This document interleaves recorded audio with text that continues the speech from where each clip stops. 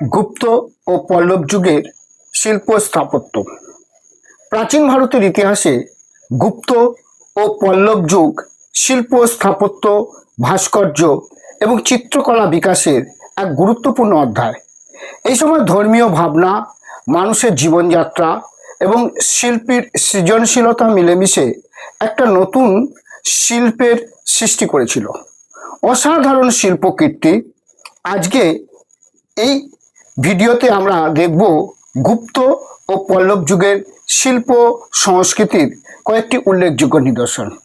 এই নিদর্শনগুলি ভারতবর্ষের ক্ষেত্রে একটা অমূল্য সম্পদ হয়ে রয়েছে, যা আমাদের আজও কিন্তু তা বিস্মিত করে।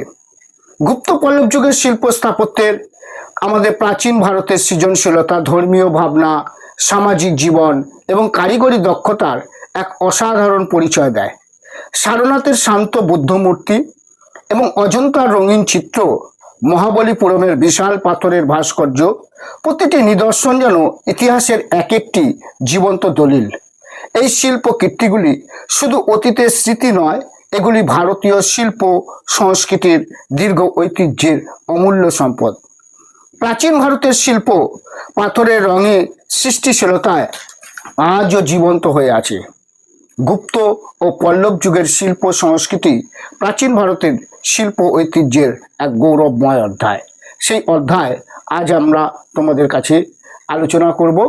এই অধ্যায় আলোচনার মধ্য দিয়ে তোমরা সেই যুগের শিল্প, স্থাপত্য, জীবনযাত্রা এবং ভারতীয় ঐতিহ্য সম্পর্কে জানতে পারবে। আমরা এই ভিডিওতে দেখব গুপ্ত ও পল্লব যুগের শিল্প সংস্কৃতির কয়েকটি উল্লেখযোগ্য নিদর্শন। গুপ্ত যুগের অন্যতম শ্রেষ্ঠ নিদর্শন হল সারনাথের বুদ্ধস্তূপ। এই বুদ্ধমূর্তি শান্ত মুখাবয়, ধ্যানমগ্ন ভঙ্গি এবং সূক্ষ্ম শিল্পরীতি এই মূর্তির বৈশিষ্ট্য।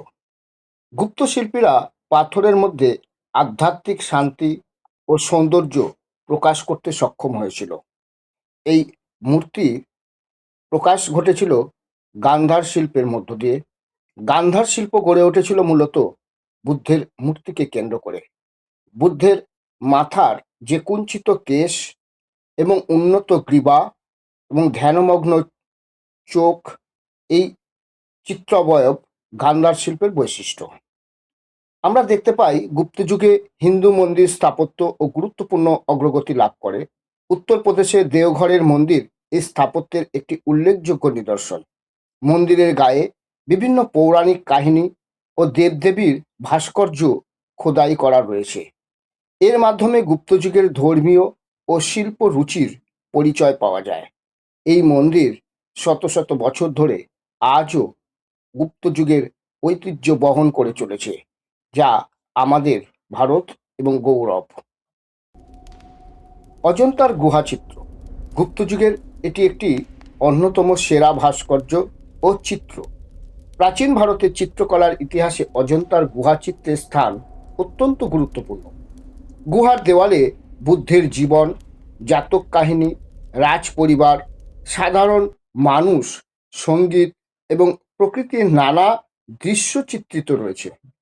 রং, রেখা, মুখের অভিব্যক্তি এবং মানব দেহের উপস্থাপনায় শিল্পীদের অসাধারণ দক্ষতা দেখা যায় এই চিত্রশিল্পের মধ্য দিয়ে।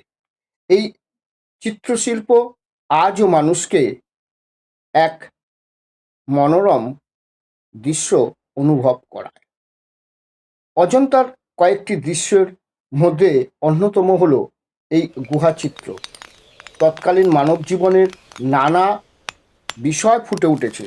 দেবদেবীর খোদাই করা শিল্প এখানে রয়েছে।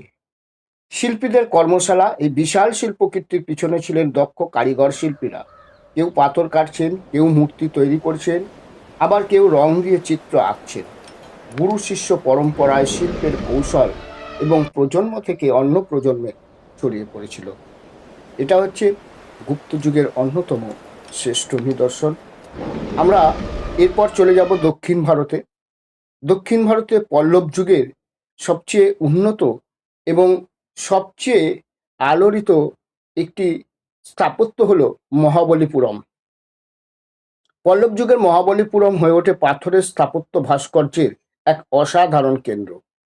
বিশাল গ্রানাইট পাথর কেটে মন্দির ও ভাস্কর্য নির্মাণ করা হয়েছিল। মহাবলীপুরমের অন্যতম বিখ্যাত নিদর্শন হল সেই মন্দির, যা রথ মন্দির নামে পরিচিত। এই পঞ্চরথ মন্দির মহাবলীপুরমের বিখ্যাত একটি শিল্প, স্থাপত্য ও ভাস্কর্য। এগুলি মূলত একটি বিশাল পাথর খণ্ড কেটে তৈরি করা হয়েছিল। প্রতিটি রথের স্থাপত্য রীতি অলঙ্করণে রয়েছে নিজস্ব বৈশিষ্ট্য। মহাবলীপুরমের অন্যতম বিখ্যাত নিদর্শন হল অর্জুনের তপস্যা নামে বিশাল পাথরের উৎকীর্ণ ভাস্কর্য। এখানে দেবতা, মানুষ, সাধু, হাতি, হরিণ, বানর সহ অসংখ্য চরিত্র ও প্রাণী দেখা যায়। একটি বিশাল পাথরের গায়ে এত বৈচিত্র্যময় দৃশ্যের সমন্বয় পল্লব যুগের শিল্পীদের অসাধারণ দক্ষতার পরিচয় বহন করে। সমুদ্র তীরে অবস্থিত শোর মন্দির পল্লব স্থাপত্যের এক অনন্য নিদর্শন। পাথরের তৈরি মন্দিরের সুউচ্চ শিখর এবং সূক্ষ্ম অলঙ্করণ সমুদ্র ও প্রাকৃতিক পরিবেশের সঙ্গে অপূর্ব দৃশ্য তৈরি করে। এটি পল্লব স্থাপত্যের প্রতিভার একটি উজ্জ্বল উদাহরণ। এই রথ মন্দিরের স্থাপত্য রীতি অলঙ্করণে রয়েছে তার নিজস্ব বৈশিষ্ট্য, যা পল্লব শিল্পরীতির বৈশিষ্ট্য বলে পরিচয় লাভ করে। পল্লব শিল্পরীতির অন্যতম রয়েছে এই শোর মন্দির। শোর মন্দিরে বহু মানুষ আজও কিন্তু এই দর্শক মনোরম দৃশ্য তারা অনুভব করে। এরপর আমরা চলে আসি সেই সাধারণ মানুষের জীবনের কথা। পল্লব যুগের শিল্পকর্ম থেকে আমরা শুধু রাজারা, দেবদেবীর কথাই জানি না, কৃষক, কারিগর, ব্যবসায়ী, নারী, সঙ্গীত ও নৃত্যশিল্পীদের জীবনযাত্রার নানা দিকও এখানে দেখা যায়। ফলে শিল্পকলা আমাদের কাছে রয়েছে ইতিহাসের এক গুরুত্বপূর্ণ তথ্য, যা আজও ভারতকে সমৃদ্ধ করে। মহাবলীপুরমের এই নৃত্যশৈলী, পটরত নারীর দৃশ্য আজও কিন্তু দক্ষিণ ভারতের শিল্পরীতির অন্যতম বৈশিষ্ট্য। দক্ষিণ ভারতের সমুদ্র উপকূলবর্তী অঞ্চলগুলির বাণিজ্যের ক্ষেত্রেও গুরুত্বপূর্ণ হয়ে ওঠে।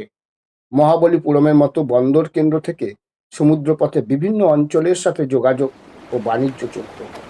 এই বাণিজ্য ও যোগাযোগের ফলে শিল্প, সংস্কৃতি ও ভাবনার আদান প্রদান ঘটেছিল। গুপ্ত যুগের ও পল্লব যুগের শিল্প আমাদের প্রাচীন ভারতের সৃজনশীলতা, ধর্মীয় ভাবনা, সামাজিক জীবন এবং কারিগরি দক্ষতার এক অসাধারণ পরিচয় দেয়। সারনাথের শান্ত মূর্তি থেকে অজন্তার রঙিন চিত্র আর মহাবলীপুরমের বিশাল পাথরের ভাস্কর্য, প্রতিটি নিদর্শন যেন ইতিহাসের এক একটি জীবন্ত দলিল। এই শিল্প কীর্তিগুলি শুধু অতীতের স্মৃতি নয়, এগুলি ভারতীয় শিল্প ও সংস্কৃতির দীর্ঘ ঐতিহ্যের অমূল্য সম্পদ। প্রাচীন ভারতের শিল্প পাথরের রঙে ও সৃষ্টিশীলতায় আজও জীবন্ত। গুপ্ত পল্লব যুগের শিল্প সংস্কৃতি প্রাচীন ভারতের শিল্প ঐতিহ্যের এক গৌরবময় অধ্যায়।